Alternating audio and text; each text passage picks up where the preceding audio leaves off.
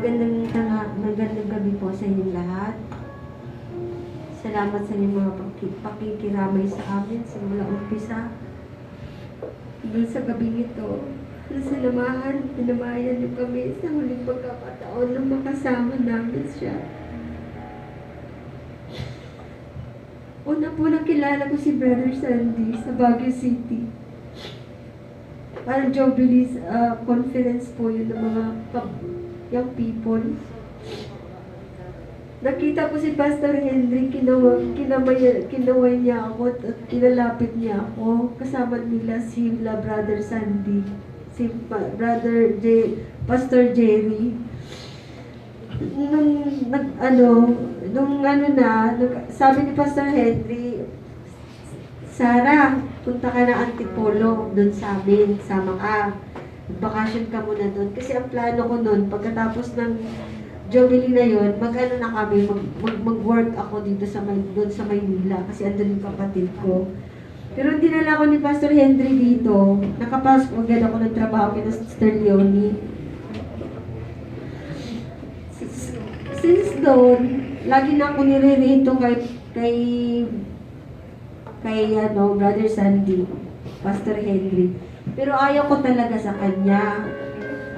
Lagi niya akong kinukulit, lagi niya akong binibigyan ng bulaklak.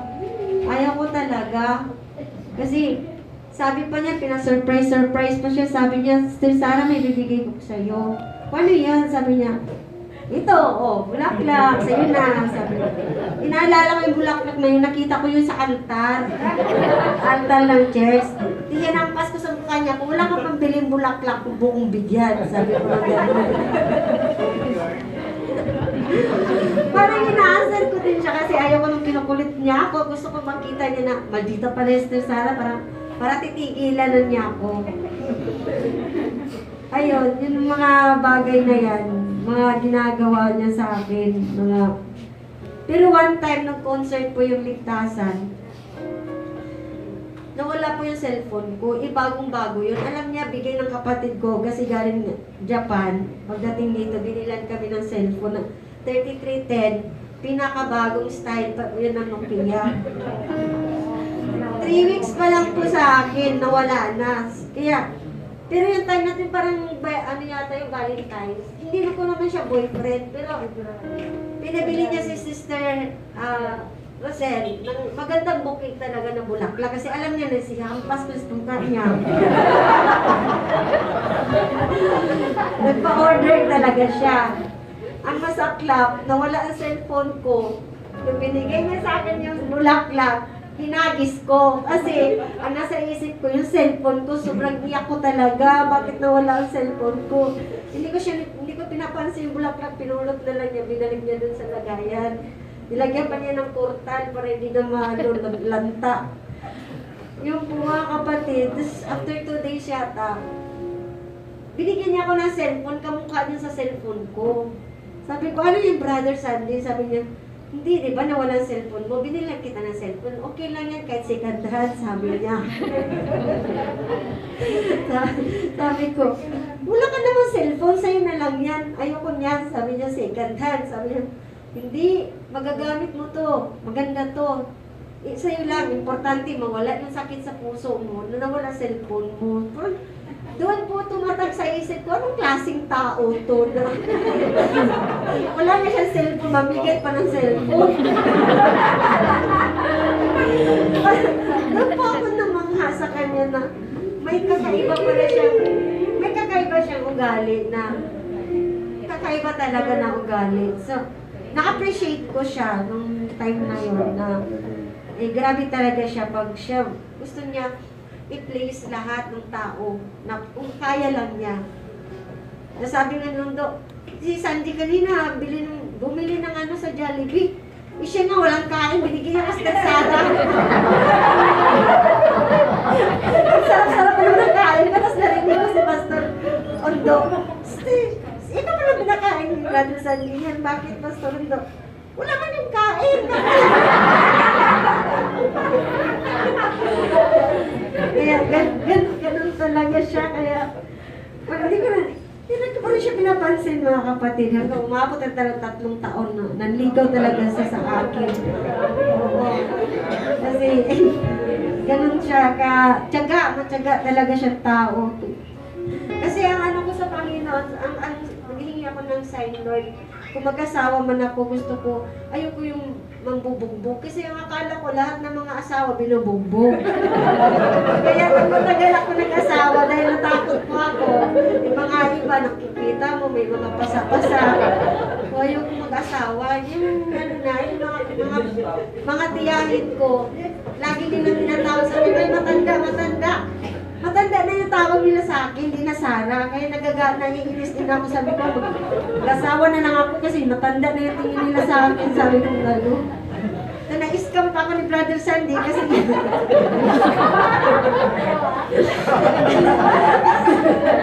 kasi sabi ng kapatid ko manang Sara, may hiring dito sa Saudi. Pero mag-asawa ang kailangan. Sabi ko, wala naman ako asawa.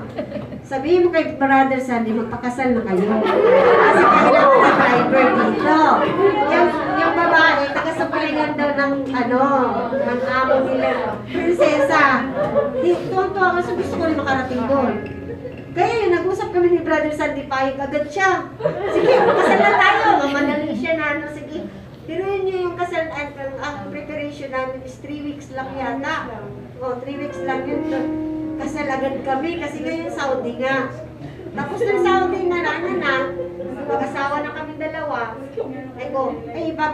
Ayusin na natin yung mga papers natin kasi aalis na daw tayo, sabi ni Luna. Sabi niya, ay hindi kasi sabi ni Ninong Sam, delikado daw yung pag mag-asawa tayo. Bakit? Kasi ikaw daw maputi. Pag matripan ka daw ng amo doon sa Saudi, makaripin ka daw. Makapatay naman ako ng tao. Na-scam talaga. Ayaw na niya. Umalis. Ayaw na po niya umalis na kapatid kasi yun na po lagi niya inaano sa akin na hindi pwede kasi ganito daw ganyan. Marami siyang sinasabi sa akin. Kaya bigla na lang na yun ang sinasabi ko sa kanya na parang sa akin na hindi na pala talaga pwede kasi yun na yung rason niya sa sarili niya na issue na natupad na yung gusto niya, wala na siyang gusto na niya na dito na lang talaga kami. Kaya nang ganun pa man, siya ay isang klaseng tao na gusto niya lahat talaga. Kahit mga kaibigan niya, masyado siyang yung lahat ng tao gusto niya masaya sila sa kanya. Lahat binibiro niya, lahat ng mga basta pag nandyan siya sa grupo, siya ang bida talaga. Pag magkukwento ka na, minsan sinasabihan ko, nagyayabang ka na naman kanina, ka naman bida-bida. Sandali, patawa lang naman yun, sabi niya. Kaya, siyempre namimiss ko din siya mga kapatid kasi sobrang bait niya na asawa. Wala akong masabi. Ni kurot, hindi niya nagawa yan sa akin. Kasi ayaw, nangako daw siya sa kasal namin na ayaw niya ako paiyakan na. Nagtaka nga ako sa kanya, hindi pa nga nasimula ng kasal namin, iyak siya ng iyak. Yung kanina naman, lagi ko siya pinaganyan, ba itong tao? Nagsisisi na yata. Sabi ng hinang namin, bata daw ni Sandy, iyak daw ng iyak niya. Ako naman, natatawa naman ako sa siya. Nagsisisi na yata ito na kasalan ako dito. Tapos sabi naman niya ng mga pinsan niya, bilisan niyo na, baka magbago isip ni Sarah. Ganun po siya mga kapatid. So sabi niya, sobrang happy daw siya kasi yung wish daw niya, natupad daw, tinupad ng Panginoon. Kaya nung nagkasama kasi, sabi ko, nag-sign niya, hilingi ako ng sign ng Panginoon na, Panginoon, kung mag-asawa man ako, sana yung, Amerikano, maputi. Yung mga anak ko, maputi, magandang mata. Sabi ko gano'n. Tapos, yung hindi man nanakit ng asawa, sabi ko na hindi man ng bumbong, sabi ko gano'n. Tapos, Kristiyano, mabait, gano'n. Kaya, hindi ko talaga lubos maisnan na bakit napangasawa sa brother's hand. Kasi, kaya ayaw ko kasi sa kanya, kasi yung sign na hinihingi ko, hindi siya. Pero na mag-asawa na kami, yung lahat na hinihingi ko sa Panginoon, nandun sa kanya. Gusto ko na maging asawa. Lahat ng ugali na yun nandun sa kanya. Kaya naging grateful po talaga ako sa Panginoon kasi hindi ko lubos akalain na ito palang tao na to, napaka-special. Sabi ko na ano man ang mga pagkukulang ko, ano man ang mga pagkakamali, kinukorek niya ako. At nasabi ko sa sarili ko, ako nga yung professional, pero yung mas marami ako natutunan sa kanya. Kasi may mga bagay na minsan kina-question ko, bakit ganon? Bakit ganon? Lagi ka na lang lagi ka na lang dihado sa mga trabaho mo.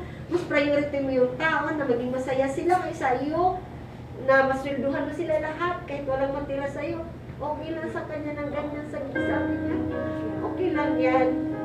Pera lang yan, makikita naman yan. Maraming pera, sabi niya, maraming pera. Makikita pa yan, sabi niya. Meron mo, nagpasweldo siya mga kapatid, December po yung 25. Wala pa kami handa kasi nantay namin yung sweldo niya na may matira. Meron nang matanda doon na wala naman siya sa sahurin, pero sumama siya. Yung last money na pala na yun, para na sana sa amin, 500, binigyan niya sa matanda. So, nung tapos na yung sahuran, sabi ko, saan? Mabili na tayo kasi malapit na magpasko. Sabi ko, wala tayong pagkain. Sabi niya, wala na akong pera. Sabi ko, bakit wala ka ng pera? Binigay ko lang sa matanda. Bakit mo binigay? Sabi niya, kasi marami kasing ako yun eh. Kawawa naman, wala silang kakain. Tayo dito kay kawawa ngayon, wala tayong sabi niya, matutulog na lang tayo. Kaya, matulog na lang kami mga kapatid. Ganun po siya talaga. Ganun siya kabait na tao na sobra siya gusto niya lahat ng tao ma-place niya na yung mga tao niya masaya. Kahit wala nang matira sa kanya, basta mga tao niya masaya sila. May padala sila sa bahay nila. Sobrang dami na mga happy memories namin mga kapatid. Yung pag-birthday ko, lagi ako may handa. Pag-birthday niya, ayaw niya may handa. Kaya nagpe-prepare talaga ako pag-birthday niya. Nagpe-prepare ako kasi alam ko naman okay lang sa kanya, walang handa. Pero hindi ko ma-take na malungkot yung birthday niya. Kaya pinag-prepare ko talaga siya. Kasi pag birthday ko, pinaghahandaan talaga niya. Pinaghahandaan talaga pag birthday ko, lahat kami magkasama sa bahay, masaya. Pero yun talaga siya, ganun talaga siya. Bahala, wala siya. Basta kami masaya kami. Ganun ang mga katwiran niya mga kapatid. Napaka-gentle niya na tao. Maalaga sa amin. Pag may mga sugat kami, parang siya na, bakit naman sinusugatan mo yung balat mo? Sabi gano'n, parang masyado siya nag-aalala na, bakit may galos ka? Dapat ingatan mo sarili mo. Pero siya, pag dami niya masunog-sunog sa akin.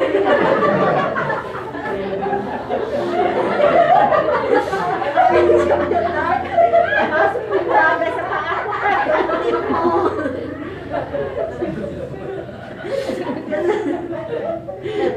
Ganun po siya mga kapatid, masyado po siyang na. Sabi ko naman, paano ka ng damit na mahaba para hindi ka iitim. Ayoko, mainit yan. Sabi niya, mainit yan, ayoko. Sabi niya, minsan nagkapasok-pasok na siya mga kapatid sa mga wedding. Kaya napakasakit sa loob ko mga kapatid na nawala ng asawa dahil iba pala talaga. Pag asawa mo mawawala, parang ibon, parang kang isang agila, nawala ng pakpak na di mo alam saan ka lalanding. Yung gano'n na parang kang nalumpo. Kasi marami din naman akong kamag-anak na nawala, pero hindi naman ganito ang feeling ko na parang kasi siya ang hiding place ko eh. Pag may mga times na may mga bagay na hindi ko kaya gawin. Pag sinabi ko sa kanya, gawin mo yan tapusin mo agad kasi kailangan ko. Gagawin niya yung mga kapatid, pababa ko, ayos na, yung gano'n. Kung ilaw doon sa taas, walang ilaw. Sabi niya, gagawin niya paraan magkaroon ng ilaw sa taas. Parang ng kamay niya, Parang sabi ko sa kanya, Wonderlands man yung kamay mo. Kasi ano ba yan? Lahat ng bagay pwede mong gawin. Sabi niya, gift yan. Gift yan sa Panginoon sa akin kasi wala akong masyadong pinag-aralan. Binigyan niya ako ng regalo ng Panginoon na karunungan. Lalo na sa paglilingkod sa Panginoon, mas malawak yung pangunawa niya. Minsan kasi yung, di ba, tayo, mga Kristiyano, meron tayong meron din tayong mga pang-ugali na hindi maganda. Kinakorek niya ako. Huwag kang ganyan. Sabi niya ganyan. Ano lang yan, mga maliliit na bagay lang yan. Huwag mong intindihin yan. Siya lagi nag-i-encourage sa akin, mga kapatid. Kaya masyado po ako nabibigla, nalumisan siya na hindi natin inaasahan. Pero ganun pa man, pipilitin kong tanggapin ang lahat kasi yun po ang kalooban ng Panginoon. Lahat ng bagay ay nasa plano ng Panginoon. Kaya hindi po natin dapat questionin ang mga bagay na nangyayari sa buhay natin, mga kapatid. Ako po nagpapasalamat dahil ang lahat ng bagay na ginawa ng Panginoon ito ay nasa kanyang kalooban. Salamat sa Brother Sandy, salamat sa kunting pagkakataon na nagsasama tayo. Hindi ko naman inasaan na simula kinasal kami, 17 years po ngayon na magkasama kami. Dami-dami mga plano sa buhay. Kung dapat uwi kami ng Davao sa araw na to, uwi kami ng Davao. Magbabakasyon kami dalawa. Pero iba pala yung destination niya.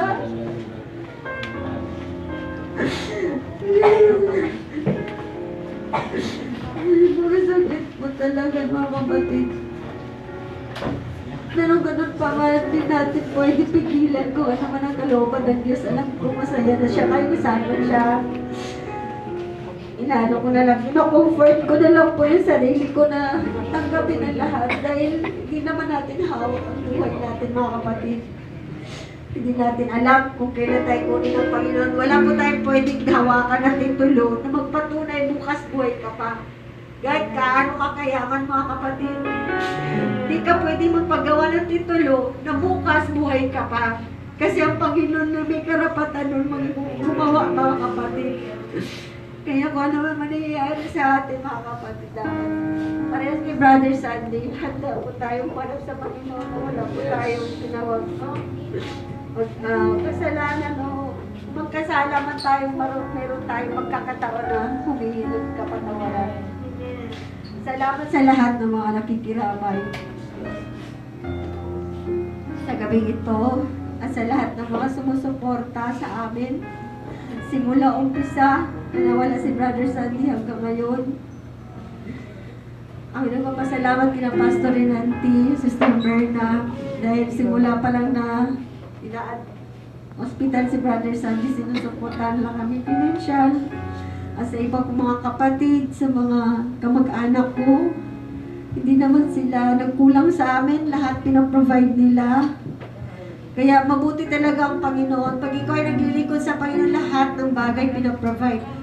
Hindi po ako nakaramdam na paano na to, wala akong pangbayad ng ganito, wala akong pangbayad ng ganito. Lahat po nakaready, siguro inahanda din ni Brother Sandy na hindi ako mahirapan. Kasi sa totoo lang, wala kaming St. Peter. Pero piniprovide ng Panginoon nito, libre, araw-araw ang service dito. Meron pang janitor, libre pa rin mga tubig. Ang ganda pa ng higaan sa loob. Siguro sa kabutihan ng Brother Sandy, pinaprovide talaga ang lahat ng bagay. Kung ano man kailangan namin mag-ina, andyan na lahat, naka-ready na po. Siguro, yun na lang isipin ko na ang Panginoon talagang may plano sa lahat. Kaya ako po nagpapasalamat sa effort at comfort ng mga kapatiran, sa aming pamilya, sa tuwing naiisip ko na wala na siya. Lagi na matutag sa isip ko ang verse na, "For to me to live is Christ and to die is gain." Ang pagkabuhay kay Kristo, ang pagkamatay ay kapakinabang sa mga Kristiyano.